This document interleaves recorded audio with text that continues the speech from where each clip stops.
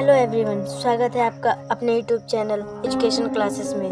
दोस्तों, आज हम लोग इस वीडियो में पंच लाइट कहानी का सारांश पूरा करेंगे, जो कि कक्षा 12 में हर बार बोर्ड एग्ज़ाम में आती है। बिना टाइम वेस्ट किए शुरू करते हैं। ये पंच लाइट कहानी फरीश्वर नाथ रेणु द्वारा लिखित एक कहानी है। कहानी को शुरू करते हैं। पंच लाइट का अर्थ है पेट्रोमैक्स अथवा गैस की लालटेन।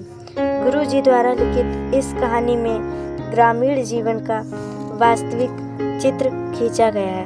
कहने का मतलब है, जो इसके लेखक हैं उन्होंने इस कहानी में ग्रामीण जीवन का समस्त चित्रण दिया हुआ है। महतो टोली में गांव के कुछ अशिक्षित लोग हैं। उन्होंने रामनवमी के मेले में एक पेट्रोमैक्स खरीदा। पेट्रोमैक्स मतलब पंच लाइट या फिर लालटेन भी बोलते हैं, खरीदा। इस पेट्रोमैक्स को गांव वाले पंच लेट कहकर पुकारते थे। पंच लेट खरीदने के बाद जो 10 रुपये बच गए थे, उनसे पूजा की सामग्री आ गई। सबको पंच लेट आने की प्रशंसा थी। इस खुशी में कीर्तन का आयोजन किया गया। थोड़ी देर में टोली के सभी लोग पंच लेट देखने के लिए एकत्रित हो गए। सरदार ने पंच लेट खरीदने का पूरा किस्सा लोगों को सुनाया। टोली के लोगों ने अपने सरदार को दीवान और श्रद्धा भरी नज़रों से देखा। लेकिन प्रश्न यह पैदा हुआ कि पंचलेट को जलाएगा कौन। मतलब कि वो लोग इतने अशिक्षित थे कि वो लोग पंचलेट जलाना नहीं जानते थे। और पंचलेट जब उनके गांव में आई तो वो लोग बहुत ही खुश हुए और सरदार की सराहना करने लगे। तो खरीदने से पहले किसी के मस्तिष्क में यह बात नहीं आई थी। यह निर्णय हुआ कि दूसरी पंचायत के आदमी की मदद से पंचलेट नहीं जलाया जाएगा, चाहे वो बिना जले ही पड़ा रहे।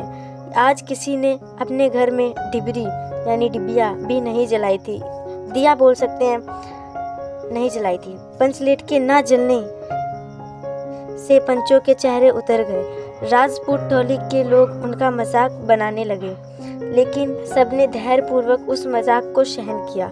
यानी कि जिस गांव में वो लोग रहते थे, उस गांव में 2 टोली थी। एक तो महतो टोली थी, एक तो राजपूत टोली थी। गुलरी काकी की बेटी मुनरी वहीं पर बैठी थी। मतलब पंचलेट आई थी तो पूरा गांव इकट्ठा हुआ था। वहाँ पे गुलरी काकी की बेटी मुनरी भी वहीं बैठी थी। उसे पता था कि गोधन पंचलेट जलाना जानता है, लेकिन पंचायत ने गोधन का हुक्का पानी बंद कर रखा था। यानी गोधन को अपनी जाति में शामिल नहीं कर रखा था। मुनरी गोधन से प्रेम करती थी। उसने अपनी बात अपनी सहेली कनेली को बताई। कनेली ने यह सूचना सरदार तक पहुंचा दी कि गोधन पंचलेट जलाना जानता है। जो गोधन था वो उन्हीं की टोली का था, तो वह जला सकता था पंचलेट। सभी पंच सोच विचार में पड़ गए कि गोधन को बुलाया जाए अथवा नहीं। अंत में उसे बुलाने का निर्णय लिया गया। सरदार ने छड़ीदार को भेजा, लेकिन छड़ीदार के कहने से गोधन पंचलेट जलाने के लिए नहीं आया। बाद में गुलरी काकी गोधन के पास गई और उसे मनाकर ले आई। गोधन ने पूछा कि स्पिरिट कहाँ है। स्पिरिट का नाम सुनकर सभी लोग उदास हो गए, लेकिन गोधन ने अपनी होशियारी से गरी के तेल की सहायता से ही पंचलेट जला दी। पंचलेट के जलने पर सभी लोगों में प्रसन्नता की लहर दौड़ गई। पंच गोधन को पुनः जाति में ले लेते हैं। कीर्तनिया लोगों ने एक स्वर में महावीर स्वामी की जय ध्वनि की। मतलब कि जब पंचलेट जल गई तो वो सब इतना खुश हुए कि जो वहाँ पे कीर्तन हो रहा था, उन लोगों ने महावीर स्वामी की एक ही साथ स्वर में जय ध्वनि कही। मतलब कि कहा जय की। कीर्तन शुरू हो गया। गोधन ने सबका दिल जीत लिया। मुनरी ने भी प्रेम दृष्टि से गोधन की ओर देखा। सरदार ने गोधन से कहा, तुम्हारा 7 खून माफ है, खूब गाओ सलीमा का गाना। अंत में गुलरी काकी ने गोधन को रात के खाने पर बुलाया। तो ये पूरी कहानी थी, पंचलेट कहानी, जो कि मैंने आपको स्पष्ट समझाने की कोशिश की है। यह सारांश है। यह हर बार बोर्ड एग्ज़ाम में आता है। अगर आपको वीडियो पसंद आई हो तो वीडियो को ज़रूर लाइक करें और सब्सक्राइब करना ना भूलें। धन्यवाद।